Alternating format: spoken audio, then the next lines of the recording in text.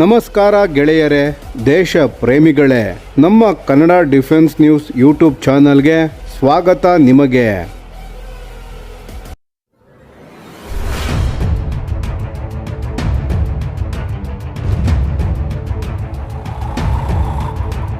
ಭಾರತದ ರಕ್ಷಣಾ ಸಾಮರ್ಥ್ಯದಲ್ಲಿ ಮತ್ತೊಂದು ದೊಡ್ಡ ಮೈಲುಗಲ್ಲು ನಿರ್ಮಾಣವಾಗಿದೆ. ದೇಶೀಯವಾಗಿ ಅಭಿವೃದ್ಧಿಪಡಿಸಿದ long range land attack cruise missile LRLACM ಅನ್ನು ಭಾರತದ DRDO ಯಶಸ್ವಿಯಾಗಿ ಪರೀಕ್ಷೆ ನಡೆಸಿದೆ. ಈ ಪರೀಕ್ಷೆಯನ್ನು ಒಡಿಶಾ ಕರಾವಳಿಯಲ್ಲಿರುವ ಡಾಕ್ಟರ್ APJ ಅಬ್ದುಲ್ ಕಲಾಂ ದ್ವೀಪದಿಂದ ನಡೆಸಲಾಯಿತು. ಈ ಪರೀಕ್ಷೆ ಕೇವಲ ಒಂದು ಕ್ಷಿಪಣಿಯ ಉಡಾವಣೆ ಅಲ್ಲ, ಭಾರತದ ದೀರ್ಘ ದೂರದ ನಿಖರ ದಾಳಿ ಸಾಮರ್ಥ್ಯವನ್ನು ಹೊಸ ಹಂತಕ್ಕೆ ಕೊಂಡೊಯ್ಯುವ ಹೆಜ್ಜೆ ಎಂದು ಹೇಳಬಹುದು.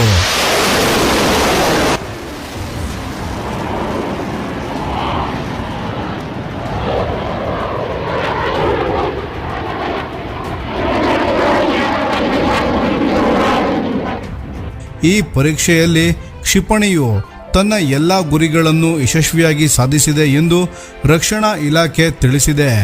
ಹಾಗಾದರೆ ಈ LRLACM ಅಂದ್ರೇನು?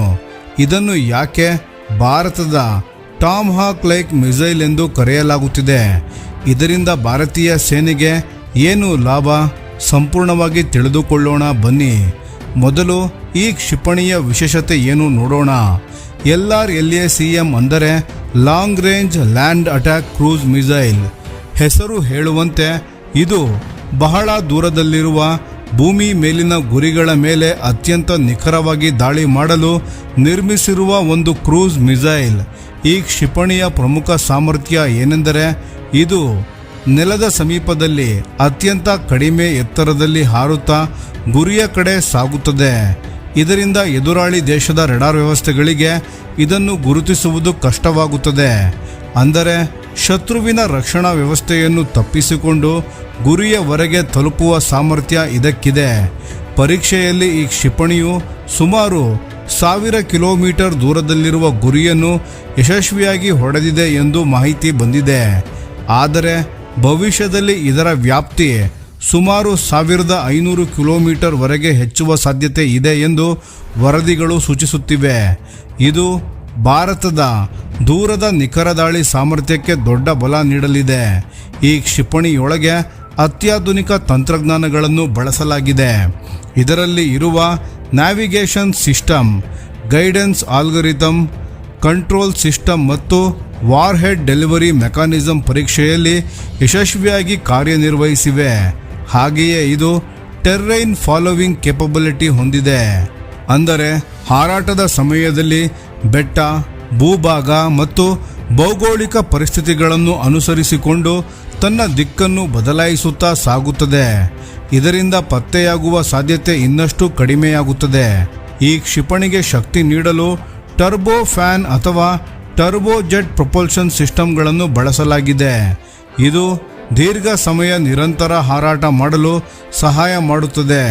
ಮಾರ್ಗದರ್ಶನಕ್ಕಾಗಿ ಇನರ್ಷಿಯಲ್ ನ್ಯಾವಿಗೇಷನ್ ಸಿಸ್ಟಮ್ ಜೊತೆಗೆ ಸ್ಯಾಟಲೈಟ್ ನ್ಯಾವಿಗೇಷನ್ ಸಹ ಬಳಸಲಾಗಿದೆ. ಅಂತಿಮ ಹಂತದಲ್ಲಿ ಗುರಿಯನ್ನು ಅತ್ಯಂತ ನಿಖರವಾಗಿ ಹೊಡೆಯಲು ವಿಶೇಷ ವ್ಯವಸ್ಥೆಗಳನ್ನು ಅಳವಡಿಸಲಾಗಿದೆ. ಈ ಯೋಜನೆಯ ಮತ್ತೊಂದು ದೊಡ್ಡ ವಿಶೇಷತೆ ಏನೆಂದರೆ ಇದು ಸಂಪೂರ್ಣವಾಗಿ ಭಾರತದ ಅಭಿವೃದ್ಧಿ ಯೋಜನೆಯಾಗಿದೆ.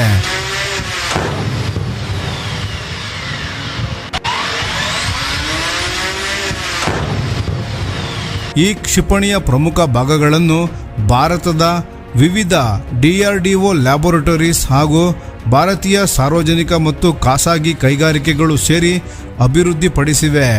ಈ ಯೋಜನೆಯ ಮುಖ್ಯ ಕೇಂದ್ರವಾಗಿ ಬೆಂಗಳೂರಿನ ಏರೋನಾಟಿಕಲ್ ಡೆವಲಪ್ಮೆಂಟ್ ಎಸ್ಟಾಬ್ಲಿಷ್ಮೆಂಟ್ ADE ಕಾರ್ಯನಿರ್ವಹಿಸಿದೆ. ಇದರ ಮೂಲಕ ಭಾರತ ಸರ್ಕಾರದ ಆತ್ಮನಿರ್ಭರ ಭಾರತದ ಗುರಿಗೆ ಮತ್ತಷ್ಟು ಬಲ ಸಿಕ್ಕಿದೆ. ಅಂದರೆ ಮುಂದಿನ ದಿನಗಳಲ್ಲಿ ವಿದೇಶಿ ತಂತ್ರಜ್ಞಾನಗಳ ಅವಲಂಬನೆ ಕಡಿಮೆಯಾಗಬಹುದು. ಇದರಿಂದ ನಿರ್ವಹಣಾ ವೆಚ್ಚ ಕಡಿಮೆಯಾಗುತ್ತದೆ, ತ್ವರಿತವಾಗಿ ಸುಧಾರಣೆ ಮಾಡಬಹುದು ಮತ್ತು ಉತ್ಪಾದನೆಯ ಮೇಲೂ ಭಾರತಕ್ಕೆ ಸಂಪೂರ್ಣ ನಿಯಂತ್ರಣ ಸಿಗುತ್ತದೆ.